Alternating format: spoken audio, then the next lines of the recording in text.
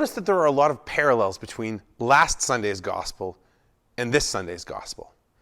In last Sunday's gospel, of course, Jesus encountered the woman from Samaria at the well, and we saw her progression as she went from recognizing him as a prophet to seeing him as the Messiah to her whole community recognizing him as Lord.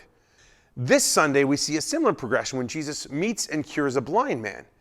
And we see a similar progression when Jesus cures him. He recognizes that Jesus seems to be a prophet. He speaks about the fact that Jesus seems to come from God, and finally, he recognizes him as Lord. But there's this other underlying question that comes along with the gospel. And it's a question asked first by the apostles and then by the Pharisees. Why was the man born blind?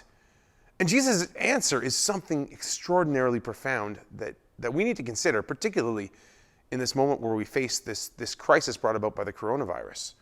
Jesus says, "It is so that the works of God might be made visible through him."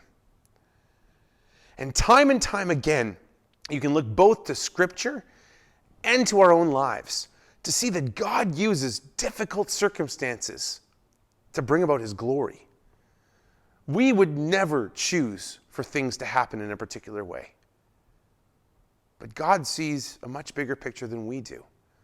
So in this period where we face uncertainty, where we face fear, where we don't know what's going on, the hope is that we can learn to see like the blind man did and not become spiritually blind like the Pharisees did.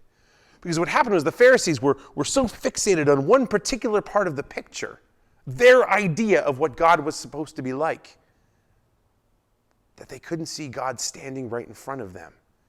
And for us, at this incredibly difficult moment in history where we don't really know what's going on, we need to choose to see that God has not abandoned us, that God is there for us, and that somehow, even through this, his works are going to be made manifest. He's still there. He still loves you. He will never abandon you.